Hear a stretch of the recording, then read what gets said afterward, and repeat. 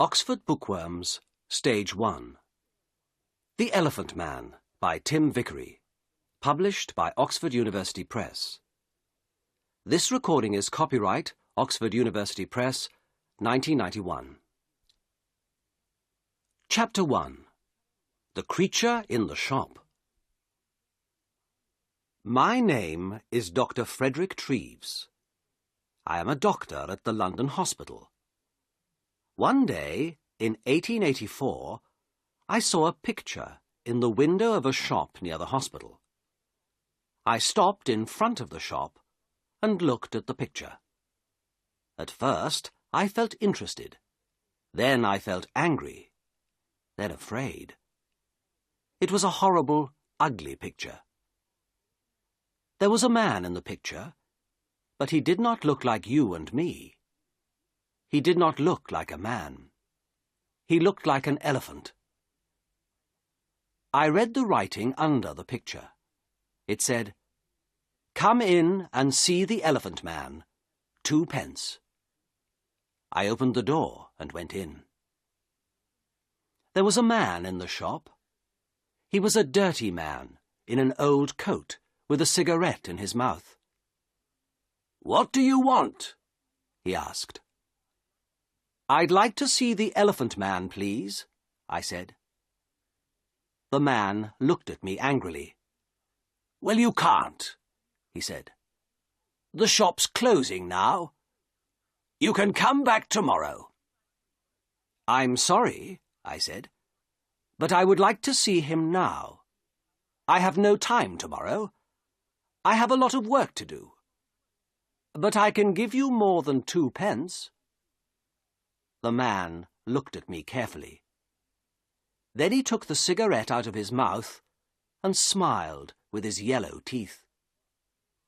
"All right, sir," he said. "Give me 12d then." I gave him the money, and he opened a door at the back of the shop. We went into a little room. The room was cold and dark, and there was a horrible smell in it. A creature sat on a chair behind a table. I say a creature, because it was not a man or a woman, like you or me. The creature did not move or look at us. It sat very quietly on the chair, in the cold, dark, dirty room, and looked at the table.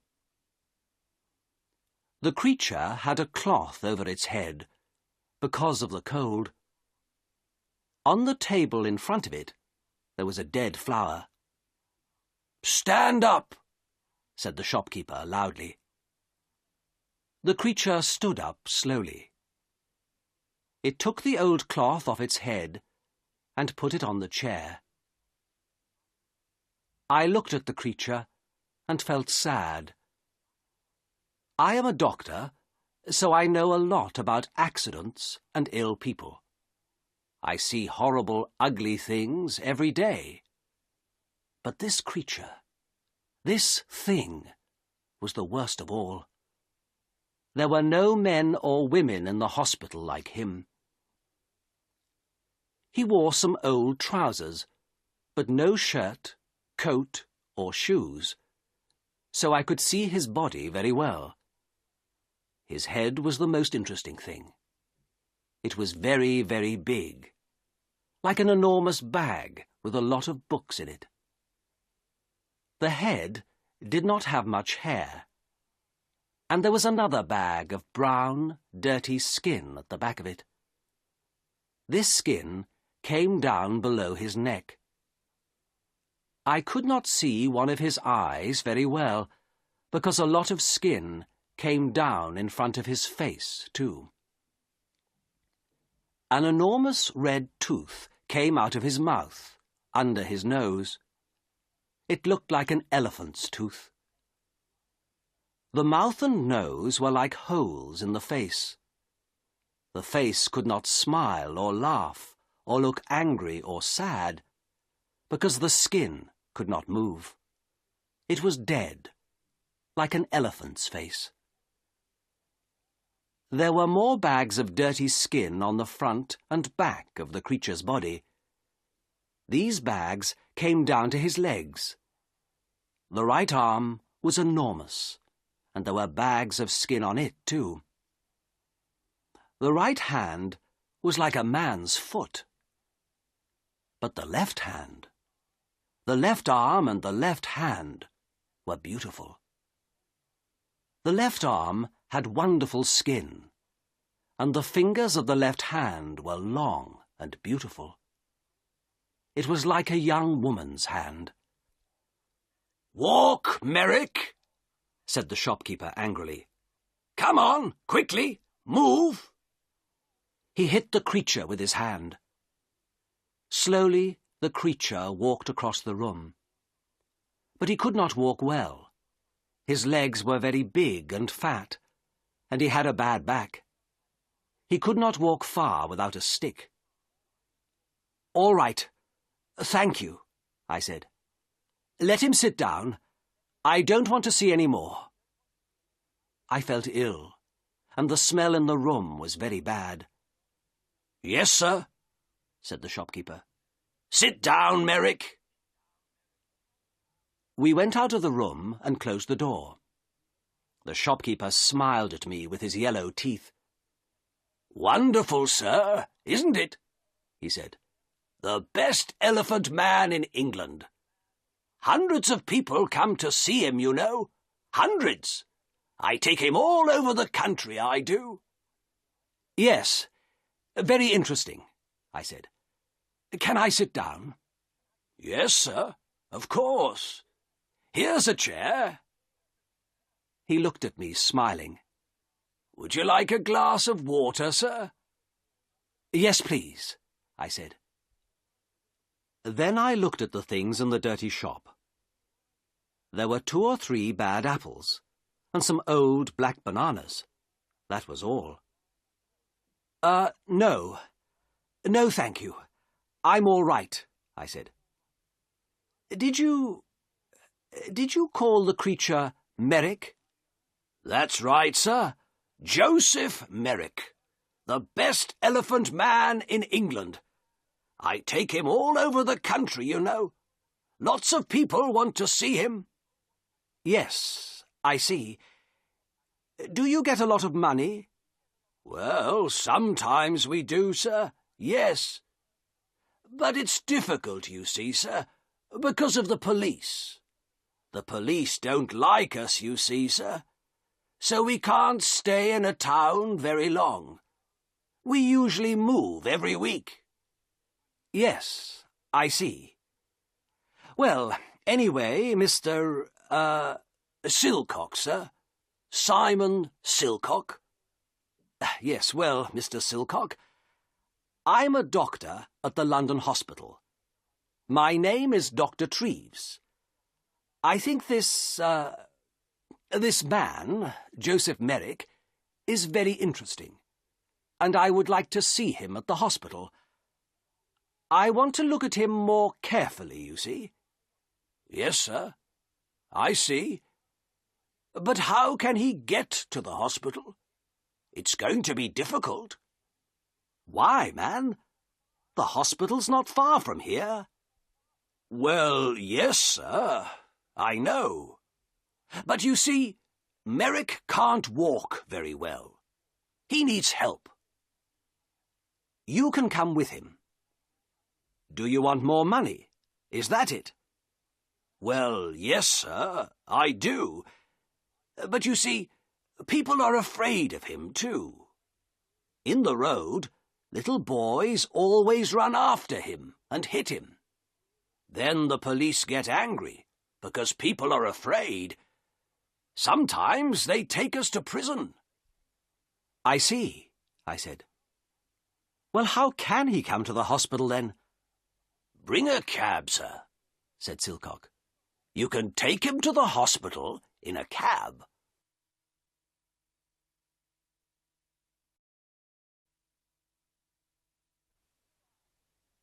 Chapter 2. The Card. So next day, at 7 o'clock, I came to the shop in a cab. There were not very many people in the road, because it was early in the morning. In November, it is dark at 7 o'clock in the morning, and I could not see the shop very well. I waited 5 minutes. A postman walked past. Then the door of the shop opened, and the creature, Merrick, came out. I could not see his face or his body. He had an enormous black hat on his head, like a big box. A grey cloth came down from the hat in front of his face. There was a hole in the cloth in front of his eyes. He could see out of the hole, but I could not see in. He wore a long black coat, too. The coat began at his neck and ended at his feet, so I could not see his arms, his body, or his legs. On his feet, he wore big shoes like old bags. He had a stick in his left hand, and he walked very slowly. I opened the door of the cab and got out. "Good morning, Mr. Merrick," I said. "Can you get in?" "Help my upper steps," he said. I'm sorry," I said. "I don't understand." For a minute, he stood by the door of the cab and said nothing. Then he hit the cab with his stick. "Steps," he said loudly. "Help me up the steps." Then I understood. There were 3 steps up into the cab, and he could not get up them. "Yes, I see. I'm sorry," I said. "Let me help you." I took his left hand and began to help him. My right hand was behind his back. I felt very strange. His left hand was like a young woman's, but his back, under the coat, was horrible. I could feel the bags of old skin on his back under the coat. He put one enormous foot on the first step, and then he stopped. After a minute, he moved his second foot slowly. Then he stopped and waited again. "Hello, sir. Can I help you?" I looked behind me. It was the postman, and behind him I could see 3 young boys. One of the boys laughed. The postman smiled. "Is the gentleman ill?" he asked. I thought quickly. "Yes, but this is a lady, not a gentleman. I'm a doctor, and she's ill. Take her hand so I can help her better." The postman took Merrick's left hand, and I helped him with 2 hands from behind. Slowly, very slowly, Merrick went up the steps and into the cab. One boy was very near the cab. He called to his friends. "Come and see this, boys! A fat lady in a black coat! And look at that enormous hat!" The boys laughed. They were very near the cab too now. I closed the door quickly. "Thank you," I said to the postman. "That's all right, sir," he said. "She's a strange lady, sir, isn't she?" "She's ill, that's all," I said quickly. "We're going to the hospital. Goodbye, and thank you." The cab drove down the road to the hospital. I looked at Merrick. "That was difficult, wasn't it?" I said. At first he said nothing, but then he spoke.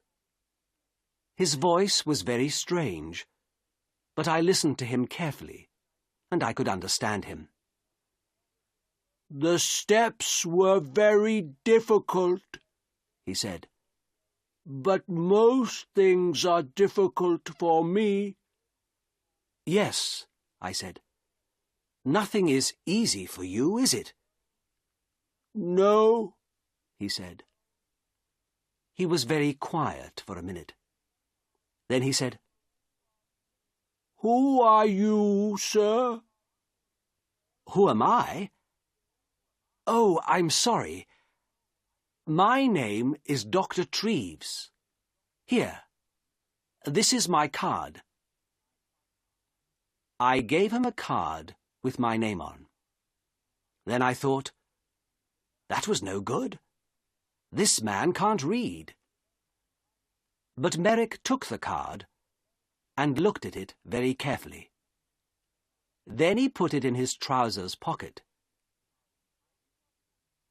I did not talk to him very much at the hospital.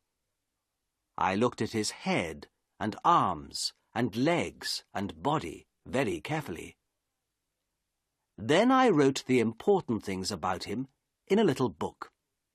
A nurse helped me. Merrick looked at her sometimes, but she did not smile at him or talk to him. I think she was afraid of him.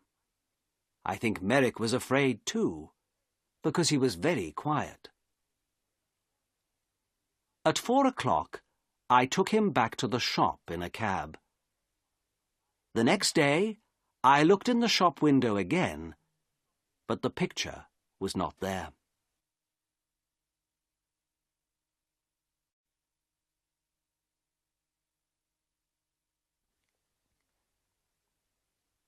Chapter 3. A Letter to the Times. I did not see Merrick again for 2 years. Then, one day, the police found him. He had my card in his hand, so they brought him to the London hospital. He was very tired, hungry, and dirty, so I put him to bed in a quiet little room. But he could not stay at the hospital. He was not ill, and of course the beds in the hospital are for ill people. We have no beds for hungry people or ugly people. I told the hospital chairman, Mr. Carr Gomm, about Merrick. He listened carefully. And then he wrote a letter to the editor of the Times newspaper. From the Times, December the 4th, 1886. A letter to the editor. Dear Sir, I am writing to you about a man in our hospital. He needs your help. His name is Joseph Merrick, and he is 27 years old. He is not ill, but he cannot go out of the hospital because he is very, very ugly. Nobody likes to look at him, and some people are afraid of him. We call him the Elephant Man. 2 years ago, Merrick lived in a shop near the London hospital. For 2 pence, people could see him and laugh at him. One day, Dr. Frederick Treves, a hospital doctor, saw Merrick, brought him to this hospital, and looked at him carefully. Dr. Treves could not help Merrick, but he gave him his card. Then the shopkeeper, Silcock, took Merrick to Belgium. A lot of people in Belgium wanted to see him, and so after a year, Merrick had £50. But then Silcock took Merrick's £50, left Merrick in Belgium, and went back to London. Merrick came back to London by himself. Everyone on the train and the ship looked at him and laughed at him. In London, the police put him in prison. But then they saw Dr. Treves's card and brought Merrick to the London hospital. This man has no money, and he cannot work. His face and body are very, very ugly, so of course Many people are afraid of him. But he is a very interesting man. He can read and write, and he thinks a lot. He is a good, quiet man. Sometimes he makes things with his hands and gives them to the nurses because they are kind to him. He remembers his mother, and he has a picture of her. She was beautiful and kind, he says. But he never sees her now. She gave him to Silcock a long time ago. Can the readers of the Times help us? This man is not ill, but he needs a home. We can give him a room at the hospital, but we need some money. Please write to me at the London Hospital. Yours faithfully, F.C. Carr-Gomm, Chairman of the London Hospital. The readers of the Times are very kind people. They gave us a lot of money. After 1 week, we had £50,000, so Merrick could live in the hospital for all his life. We could give him a home.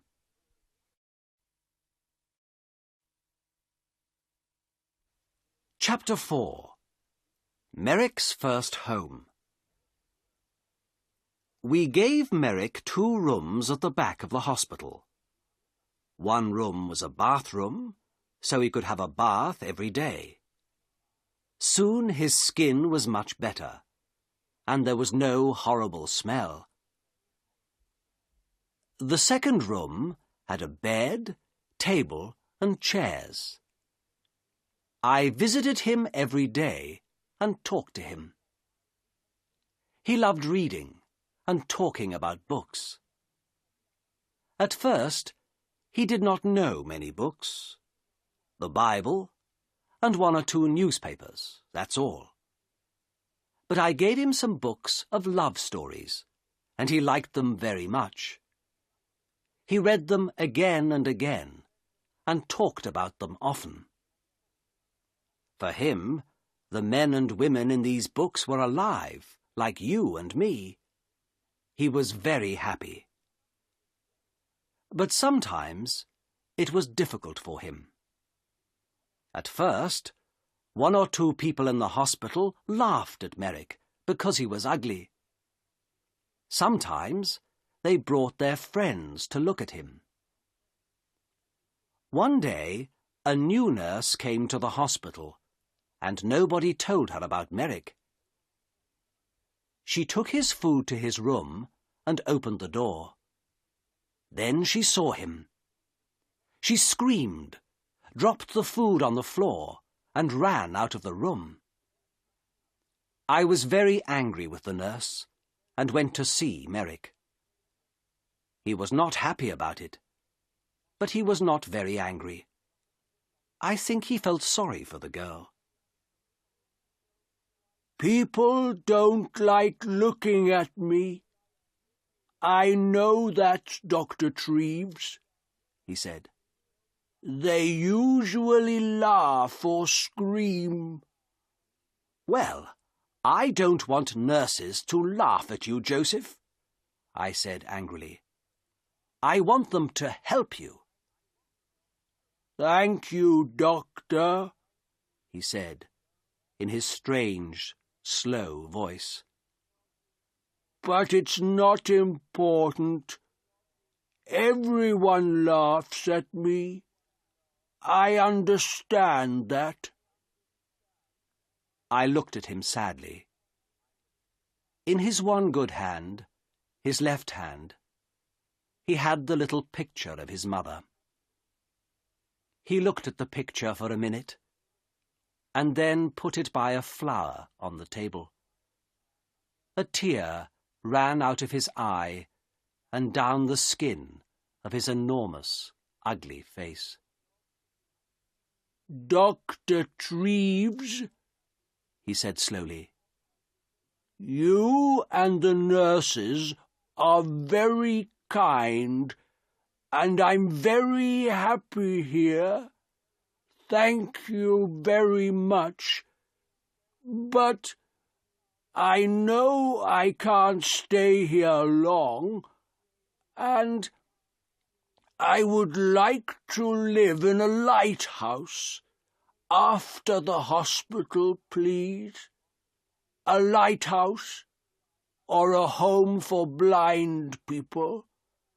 I think those are the best places for me. What do you mean? I asked. Why? He did not look at me. He put the flower on the picture and looked at it carefully. Lighthouses have sea all round them, don't they? He said. Nobody could look at me in a lighthouse, so I would be happy there. And blind people can see nothing, so they couldn't see me, could they? But Joseph, I said, this is your home. You live here now. You aren't going to leave the hospital. Not today, perhaps, he said, but soon. You are a kind man, Dr. Treves, but I can't stay here very long. I have no money. I smiled. Joseph, I said, this is your home now. Don't you understand? You can stay here all your life. Very carefully, I told him about the letter to the Times and the money. I don't think he understood at first, so I told him again. He was very quiet for a minute. Then he stood up and walked up and down the room very quickly. A strange sound came from him, like laughing.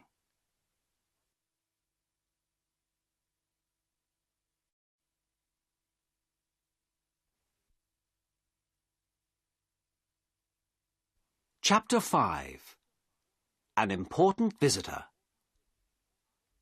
I did not want Merrick to live by himself, like a man in a lighthouse.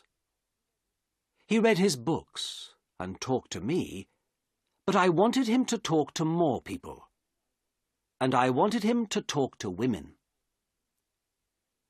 Merrick read about women in his books, but he did not often talk to women. He met the nurses every day, but they did not talk to him very much. For them, he was always a creature, not a man. One day, one of my friends, a beautiful young woman, came to the hospital. I told her about Merrick and took her to his room. She opened the door and smiled at him. "Good morning, Mr. Merrick," she said. Then she shook his hand. Merrick looked at her for a minute, with his mouth open. Then he sat down on his bed, with his head in his hand, and cried. He cried for nearly 5 minutes. The tears ran down his face, between his fingers, and onto the floor. My friend sat on the bed beside him and put her hand on his arm. She said nothing, but she smiled at him and shook his hand again before she left.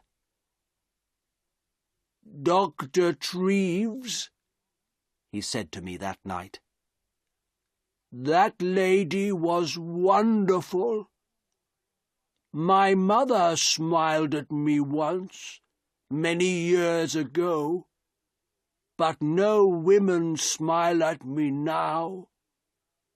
But this lady smiled at me too, and she shook my hand. a beautiful lady smiled at me and shook my hand. My young lady friend came again the next week and talked to Merrick for half an hour. The week after that, she came again with a friend. They gave him some books and had a cup of tea with him. It was wonderful for him. For the first time in his life, he had some friends. He was a very happy man. He sat in his room and read his books and said no more about living on a lighthouse. People began to read about Merrick in the newspapers, so he had a lot of visitors.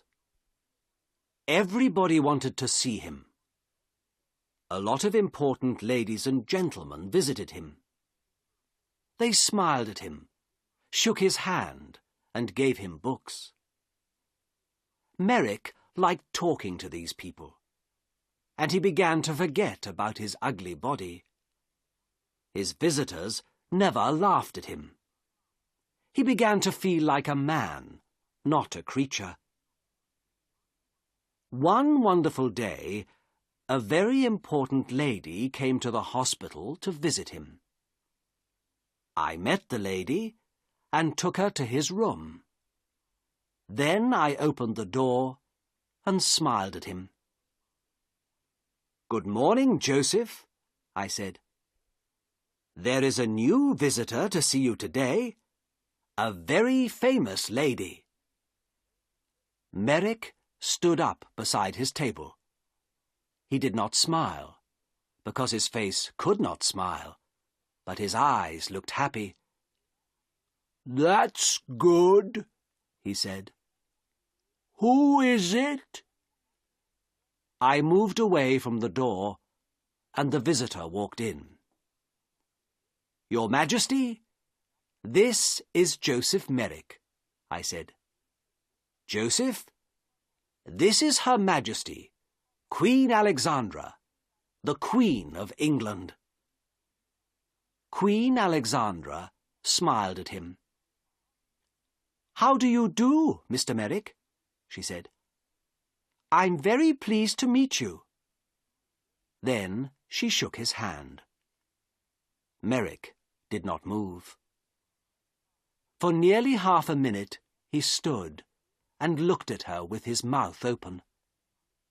Then he spoke in his strange, slow voice. How do you do, Your Majesty?" he said. But I don't think the Queen understood him, because he tried to get down on his knees at the same time. It was very difficult for him, because of his enormous legs. "No, please, Mr. Merrick. Do get up," said the Queen. "I would like to talk to you. Can we sit at your table?"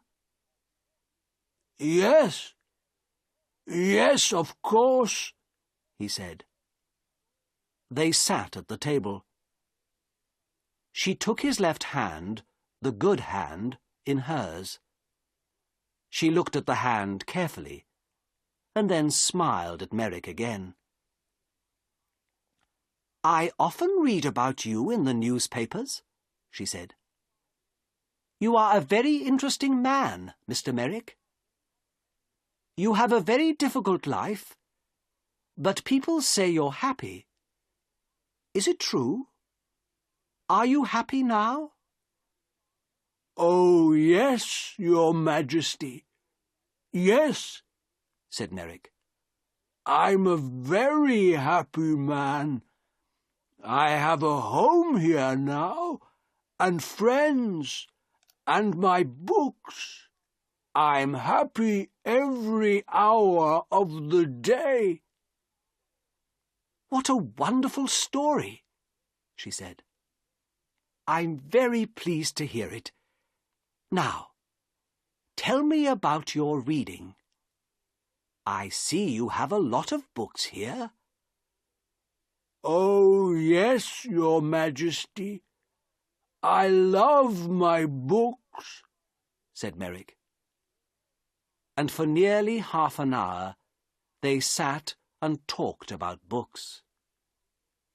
The Queen gave him a little book and some red flowers before she left. After her visit, Merrick began to sing. He could not sing easily, of course, because of his mouth, but all that day there was a strange, happy noise in his room. He looked at the flowers carefully and put them on his table. He had many visits from the Queen, and at Christmas she sent him a Christmas card. Windsor Castle, the 20th of December, 1888. Dear Joseph, here is a small Christmas present for you. I think it looks like me, doesn't it? I do like visiting you very much, and I am going to come to the hospital again in the new year. Happy Christmas, your friend, Alexandra. The present was a picture of Queen Alexandra with her name on it. Merrick cried over it and put it carefully by the bed in his room. Then he sat down and wrote a letter to the Queen. It was the first letter of his life. The London Hospital, 23rd of December, 1888. My dear Queen, thank you very, very much for your wonderful card and the beautiful picture. It is the best thing in my room, the very best, the most beautiful thing I have. This is the first Christmas in my life, and my first Christmas present. Perhaps I had a Christmas with my mother once, but I do not remember it. I have my mother's picture too, and she is beautiful, like you. But now I know many famous ladies and kind people, like Dr. Treves, and I am a very happy man. I am happy, too, because I am going to see you in the new year. Happy Christmas to you, my dear friend. With all my love, Joseph Merrick.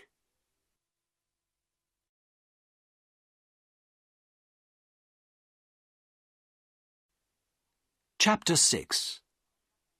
Outside the hospital. Merrick had a lot of friends now, but he was more like a child than a man.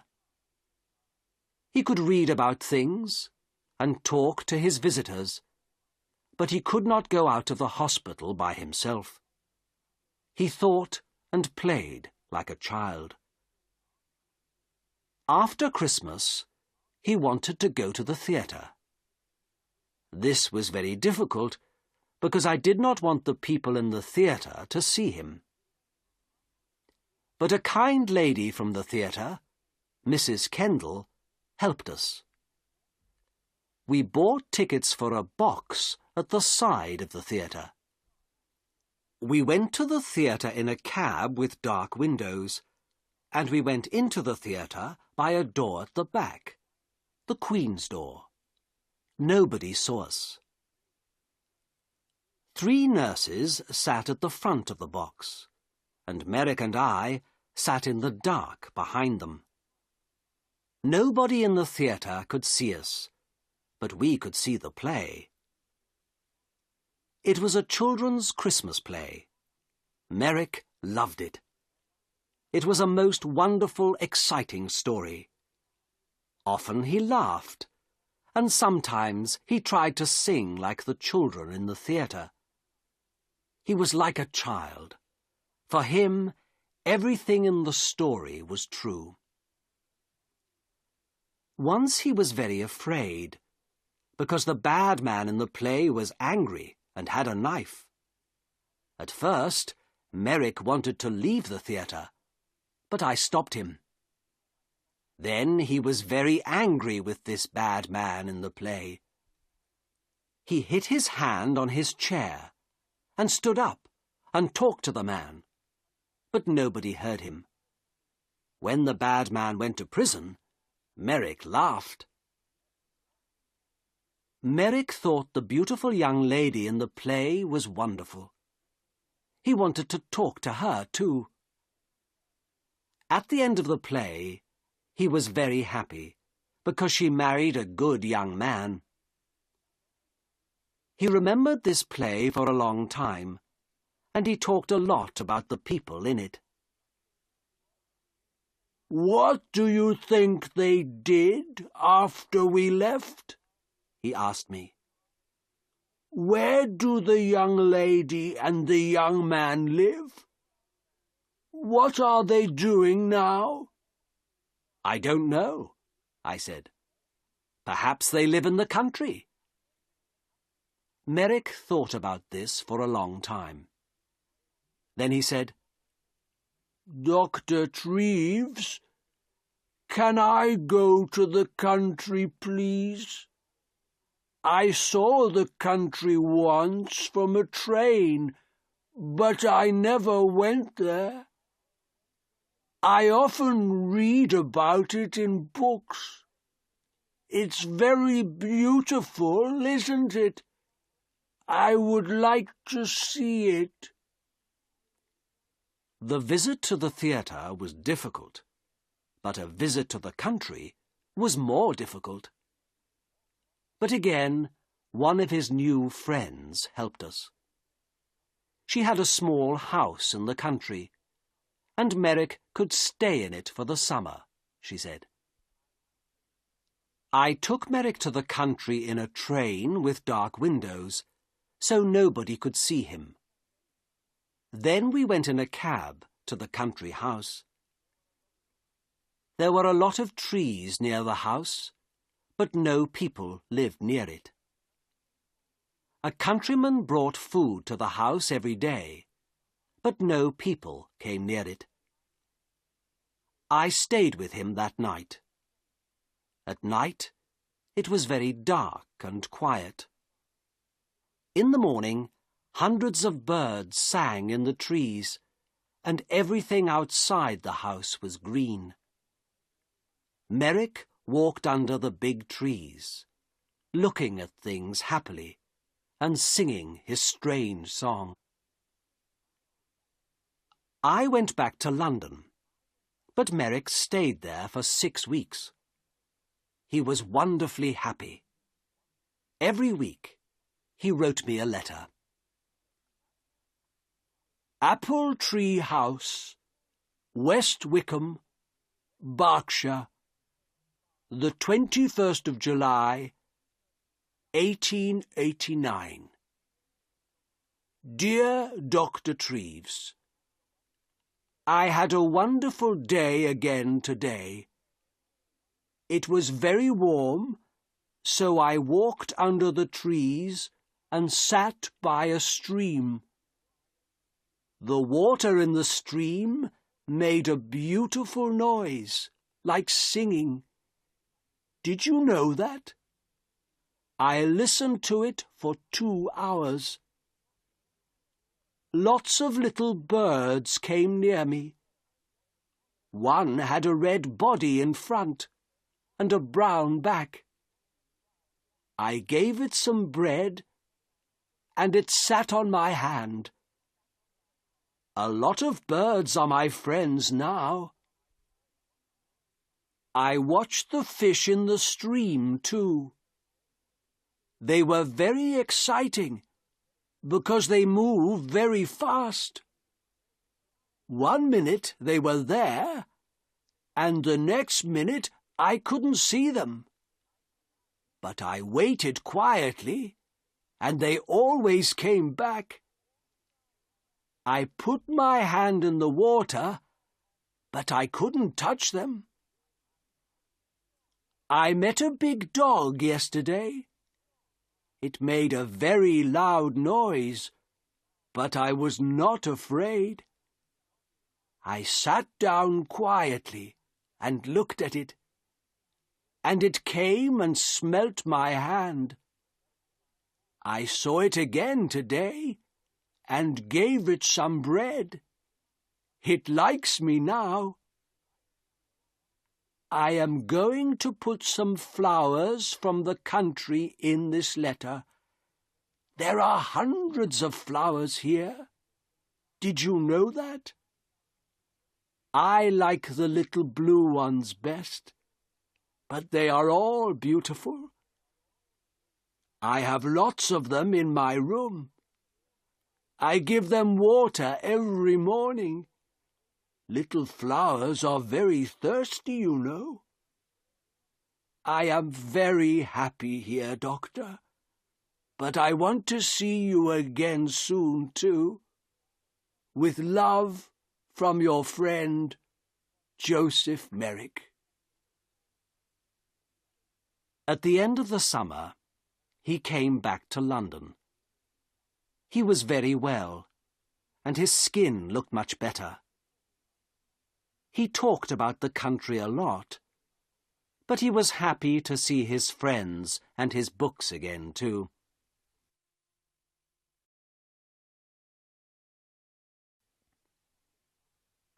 Chapter 7.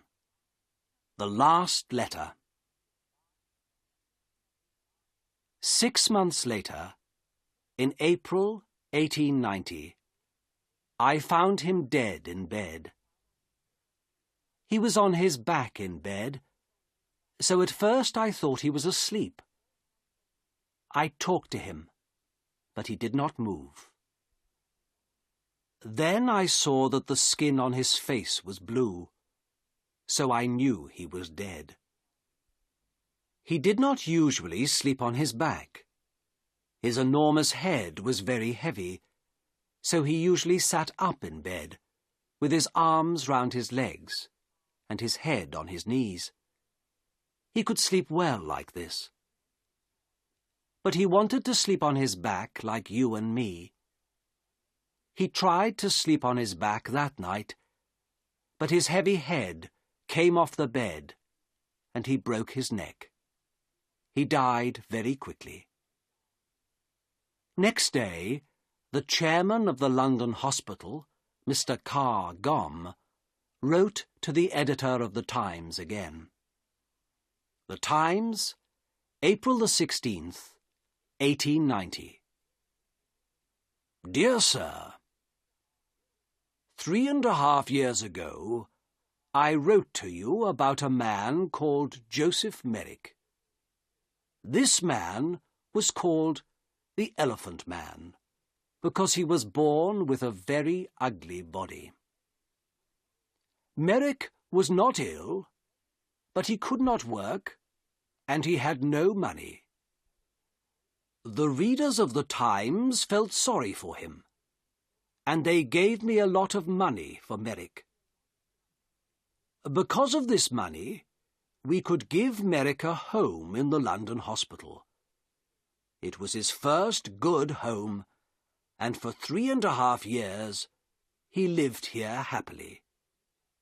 The doctors and nurses of the hospital helped him, and many important people visited him. He read many books. He went to the theatre, and in the summer he stayed in the country for 6 weeks. Because of your readers' money, we could give him a happy life. Last night, Joseph Merrick died quietly in his bed. He was a man with a very ugly body, but he was a good, kind man, and he had a lot of friends. We like to talk to him, and we are all very sorry because he is dead. A lot of people are going to remember him for a long time. There is some money left, so I am going to give it to the hospital. Thank you, sir, for your help. Yours faithfully, F. C. Cargom, Chairman of the London Hospital.